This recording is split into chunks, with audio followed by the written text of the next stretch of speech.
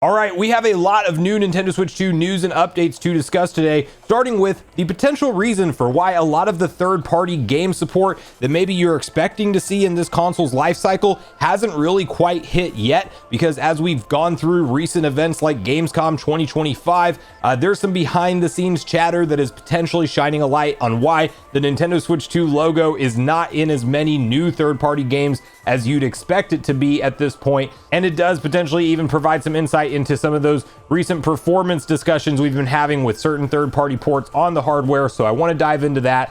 We have a kind of interesting update from Japan's National Library of Preservation, which basically came out with a specific stance on Nintendo Switch 2 game key cards, and it's kind of in line with how I view them as well, but I do want to highlight that with you all.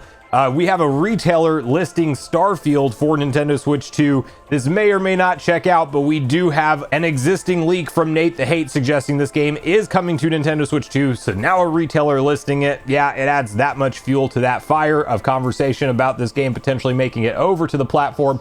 Digital Foundry is highly praising Final Fantasy VII Remake as the best game in the visual department that they have seen on the Switch 2 yet. So nice, reassuring comments to look forward to if you are excited for that game. We do have an upcoming demo for Hyrule Warriors Age of Imprisonment to look forward to with an exact date, so we will highlight that. And there's some reason to believe that potentially Xenoblade Chronicles 2, maybe the entire trilogy, could be set to see some kind of Nintendo Switch 2 edition upgrade, and we'll unpack the reason why that is being discussed online. So we'll get on the same page with all of these details. Before we do, make sure you like, subscribe, and turn on your bell notification to join Sunbro Nation if you're new here. And we are going to first kick off this conversation over at Go Nintendo, where you can see the following article, which might reveal the reason why a lot of the third-party games that we are expecting to see Nintendo Switch 2 support for, we just aren't getting that confirmation for a lot of the games that are being revealed right now. And you have here multiple devs still waiting on Nintendo Switch 2 dev kits.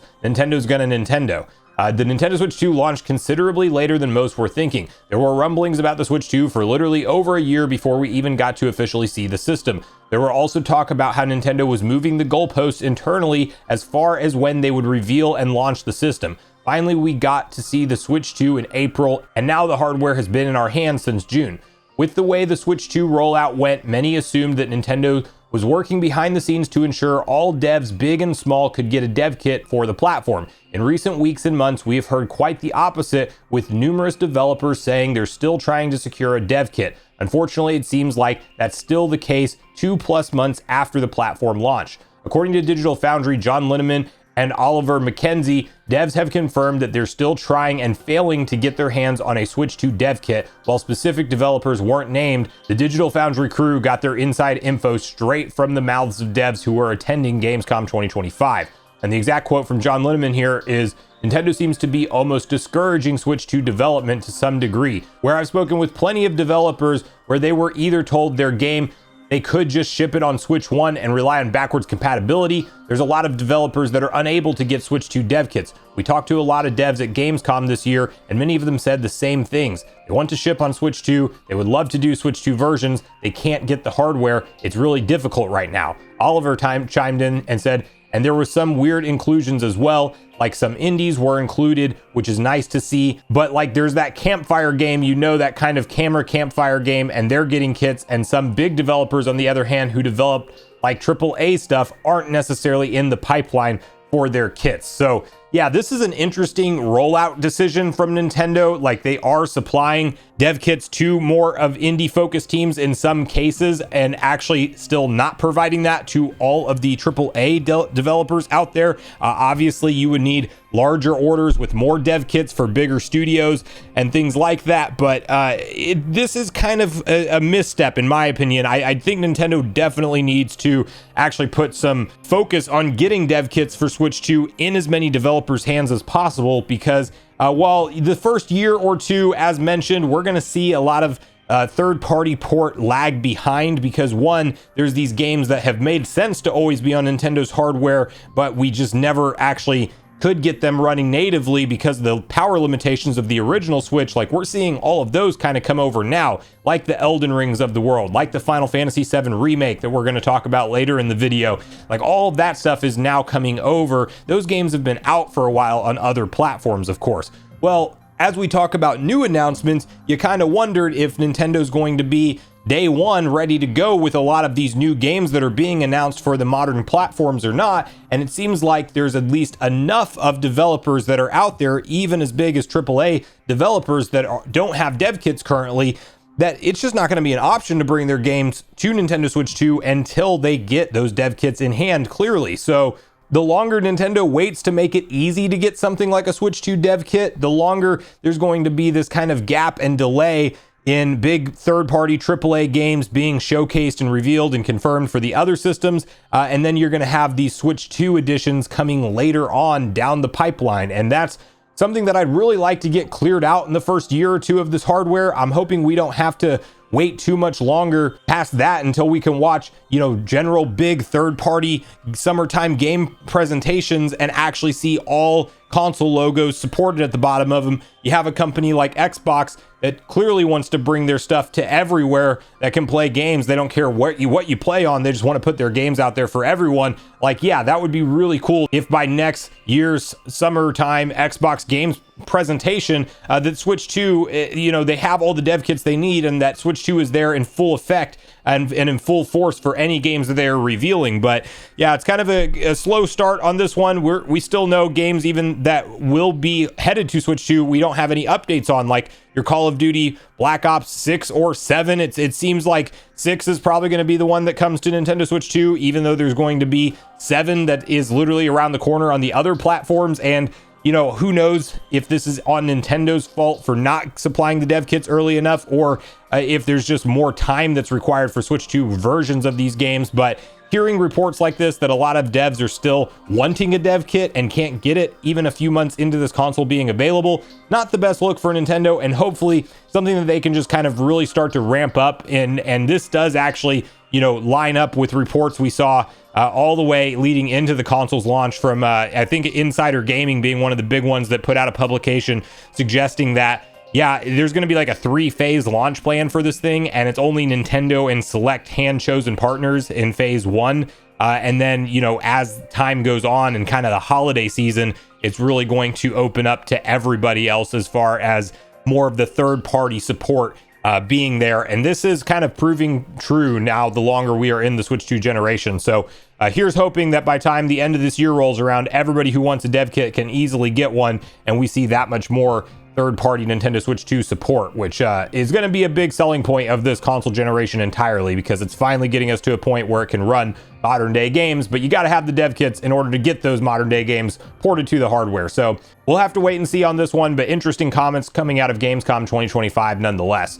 Now we have here Japan's National Library says it won't be preserving Switch 2 game key cards. The library requires a copy of all new publications by law, but it says that Switch 2 game key cards aren't eligible. So this is interesting if you are somebody who is kind of trying to decide how to view the game key card. Is it really a physical product? Is it something that is more of just a code in a box that is a cartridge? Well, you have here the National Diet Library, or NDL, which was established in 1948, is one of the largest libraries in the world, and similarly to other legal deposit libraries like the British Library and US Library of Congress, requires by law that every domestic publisher has to submit copies of every new publication for the purposes of preservation. Since October 2000, this has included physical games, physical video games, CDs, and cartridges, with the NDL currently owning more than 9,600 video games housed in archival conditions. However, as reported by Famitsu via Automation, the NDL has chosen not to include Switch 2 game key cards as part of its collection because it doesn't consider them physical media. According to the report, NDL representatives explained that only physical media that contains the content itself can be preserved, and that since a key card on its own does not qualify as content, it falls outside of its scope for the collection and preservation. Game key cards are Nintendo's new way of branding cartridges that still require the game to be downloaded from the Nintendo Switch 2 online store before the game can be played. The cartridge doesn't contain the game data, rather it's simply a key that enables a download. So this is in line with how I view the game key card, because the content is not on the cartridge itself. It is a physical box. It is something that you can add to your collection in terms of it taking up shelf space and stuff like that. But because of that initial download where it has to talk to one of Nintendo's servers, whenever you really do look at it as a physical collector, one of the biggest upsides is once you purchase that, it is yours forever. You never have to ask anybody to be able to play it. It doesn't have to do any kind of server check to actually boot up and play correctly, and hence you can own video games for 20, 30, 40 years even and still always boot them up and play them. And we know the nature of online services. Over time, they do get forgotten about. They do get taken offline. The servers go down one day. And so now you have to be at the mercy of Nintendo, allowing you to download that game's data for the first time from their server to your actual console. And this has now disqualified this from it being considered a physical product from this Japan library, which I just found interesting because it's just that much more, confirmation that, yeah, a game key card, it is still a digital product by all means, other than the fact you are getting a physical cartridge that does just have a key code in it for you to download the game. But I really hope Nintendo personally takes some of the feedback they're seeing around game key cards. Hopefully those surveys did some good, and maybe we see them kind of correct course on this a little bit. But unfortunately, the reality of the situation is physical media is slowly dying anyway. So I know there's a lot of hope that this would get overturned and backtracked a little bit on this generation, but the reality is one day we're going to see consoles come out that don't have a cartridge slot in them at all, or any kind of disc media slot at all. And whenever that starts to happen, now it's not up to us anymore what the resale market looks like. It is just purely up to the console manufacturers, and whenever they get enough of the audience digital, no doubt that will happen at some point in the future, unfortunately. But in the meantime, the more physical products that we can hang on to as a one-time purchase and truly own them, the better. And I just found that story interesting. So moving on from there, we have retailer Instant Gaming lists Starfield for Nintendo Switch 2. And you might remember we talked about previously that Nate the Hate just recently teased that Starfield would be coming to Nintendo Switch 2. Direct statement. It's something he said would happen in 2026, in fact. And so we have here a new retailer, Instant Gaming, has uploaded a listing for the rumored Starfield for Nintendo Switch 2. Pricing and release date for Bethesda Space RPG have not been listed. Microsoft has only confirmed Indiana Jones and the Great Circle for release on Nintendo Switch 2 in 2026. The Redmond-based company will presumably announce Starfield at a later date, and this could be one of those games that would show up at something like a mainline general Nintendo Direct presentation. And I do think that if it's coming in 2026, we're probably going to get some kind of announcement as soon as the end of this year. It might be into next year. Maybe this comes as a complete edition with all the DLC and everything included in there. This will be a very interesting one to discuss the performance level of, because I'm sure it will take plenty of optimizing to get it to run good on the Switch 2. I mean, we saw this game really struggle on PC at launch, even Xbox Series X and S both having notable bugs, glitches, performance issues until they kind of all got ironed out, and they're probably still not perfect. I haven't looked into this game recently or anything, but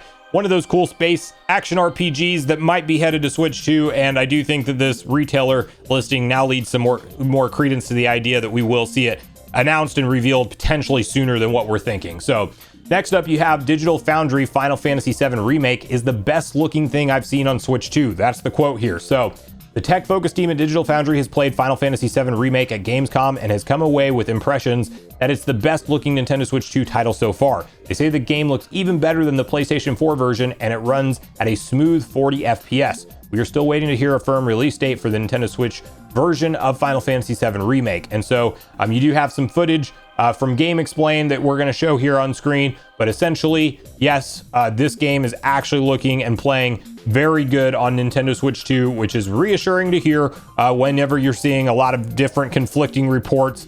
Some saying that, these things are just not running good in handheld mode at all, and they're not working out very well on the Switch 2, like games like Elden Ring and even some reports of Borderlands 4. Of course, that's been a convoluted situation, because then we see some other data that pops up later with actual gameplay capture and stuff, and it looks a lot better than what some of the outlets were saying. No doubt, I think these games are having some performance issues, but what we really need to hope for is that they are all solved for and really patched out before the game is actually launched and available in our hands. Like, yes, that is, they need to launch in a playable state, a solid frame rate without crazy fluctuation, or that taking you out of the game type of experience because you're having such terrible frame dips. Like, that does not need to be a thing for the Switch 2 version of these games, and hopefully developers are taking all the time they need to iron out everything to ship a good finalized product. But if you were excited for Final Fantasy VII Remake, this looks like a good one to get excited about at this point, because The performance seems rock solid. It looks and plays better than the PlayStation 4 version. It is the Integrate edition, so there is a different lighting system used and actually upgraded visuals across the board and stuff like that. So it is going to be a nice addition to have on the Switch 2. And listen, the whole trilogy is coming. I think that's a foregone conclusion, and we've even had that teased. But you know, how the first game runs will definitely set the stage for potentially, you know, how excited Final Fantasy fans are going to be about this coming over to the hardware. And so far, this looks to be a good news scenario, fortunately. Okay, moving on from there, you have next up, so demo of Hyrule Warriors in sight, and this is Nintendo Leaks. This is a auto-translated, so they actually did get they said Hyrule Warriors Age of Calamity. This is Age of Imprisonment, but you can see the graphic here at Tokyo Game Show 2025. The event will take place on September 25th. And this, of course, does lead some idea into the idea of or lead some speculation to the idea of if we will have a Nintendo Direct before then. But basically the news and the confirmation is there's going to be a playable demo of Hyrule Warriors Age of Imprisonment on September 25th at this Tokyo Game Show, which, yeah, maybe we will learn about the official launch date before that demo takes place, and we could learn about something like that at a Nintendo Direct presentation. But having a playable demo, good look at uninterrupted gameplay of this title will be nice. I'm pretty sure if you've played a Warriors game, there's not going to be a whole lot to really be shocked at or anything like that. It's probably going to be a traditional Warrior style game, but with the, you know, Zelda characters and story and lore and stuff. And really it's the story and lore that has me more interested in this game, even than the gameplay loop, because I do like Warriors games in general, but they've never set the hook in for me the way a hook gets set for any other kind of Zelda game. It's not even the same really kind of experience, but it is cool to see kind of the different story elements come together and see some of these insane battles go down. And you know, the lore is actually canon lore, which is really cool. So yeah, I'm excited for this one. I will definitely be watching out for it, and whenever we do get that gameplay footage, I will definitely be talking about it here on the channel from the playable demos at Tokyo Game Show this year. And listen, I do believe we're going to have a direct before that happens, and we probably will have that exact release date available to us with a concrete, you know, December timeline. Maybe it's a 2026 game, but I personally think December might be the month that this particular game launches in, and we should hear more about it soon. Okay, finally here to close us out, Monolith Soft recruitment post shows Xenoblade 2 with new lighting, prompting speculation of the Switch 2 upgrade. And so you basically have a new clip here that we're actually going to go look at. Fellow content creator Arrow, shout out to them. They are over on Twitter sharing this video. And he actually points out that he thinks the Switch 1 version might actually look slightly better. And it really is just going to come down to kind of your preference on if you like, you know, a more light lit up image or something that is a little bit darker. But you do have, I mean, definitely a difference in the lighting engine that's being used here, and or maybe this is HDR visuals, you know, activated and set to certain thresholds where it's brighter on the top and it's not there on the Switch 1 version. But obviously when there's that notable of a change compared to the Switch 1 version of the visuals, yeah, you're going to have some people talking about whether or not this is getting ready for some kind of Switch 2 edition upgrade. And I actually think, you know, these games could be in line for one of those free updates like we've seen Nintendo do. I mean, they just added Splatoon 3 to the list of free games at one point that got upgrades. And I think the entire Xenoblade trilogy and Xenoblade Chronicles X would all obviously benefit from a Switch 2 version. And if you could get 60 FPS out of all of these games, I'm not actually sure exactly what they run at. I would imagine some of them are 30, if not all of them are 30. I know Xenoblade Chronicles X is 30, and there was even a 60 FPS code line found in the game's code suggesting that maybe Nintendo has been working on this stuff behind the scenes. But yeah, let's get the Switch 2 edition of all of this stuff going. And I think, you know, I definitely would make sense for this storied franchise that has really seen a lot of success in the Switch generation. Get people buying these games on the Switch 2 if they don't already own them, and a good way to kind of bring them up back in the news cycle would definitely be to update them. Hopefully they're just free updates for the Switch 2 list of games that are run and look better on Nintendo Switch 2 hardware. They might be a paid upgrade edition pack where it's like the $10 upgrade. I don't necessarily think that they would do that unless if they were adding in some kind of content, maybe giving them DLC, at which point it would be more like a $20 upgrade pack, like what we've seen Nintendo do for, you know, Mario Party and Kirby both. But yeah, nonetheless, Xenoblade Chronicles 2, cool little clip to look at. Maybe it's indicative of a pending A Switch 2 version, maybe not, but something's definitely different with the lighting there. Probably HDR in my opinion, but we'll have to wait and see for it. So let me know what you thought of all the different stories we talked about today. What do you think about these reports about dev kits not being easily available to developers that want them for the Nintendo Switch 2? Do you think Nintendo solves this problem right away? Do you think that this is the reason that we haven't seen all the third-party support that maybe we were expecting so far this generation? What do you think of that Japan National Library not counting game cards as physical media? Do you think that's the accurate distinction, or do you think they're kind of off there? Would you pick up Starfield if it launched on Nintendo Switch 2, or what's your opinions on that game so far? Final Fantasy VII Remake performance sounds great. Are you excited for that? Hyrule Warriors Age of Imprisonment, and do you think Xenoblade, the whole trilogy, or at least 2 at the very least, is getting a Switch 2 editions at some point in the future? So make sure you share all your thoughts and feelings in the comments down below before you leave, regardless if we agree or disagree. Also, make sure you like, subscribe, turn on your notification bell. And with that, I've been Sunbro, you've been Nation. Thanks so much for watching, and I'll see you guys in the next video.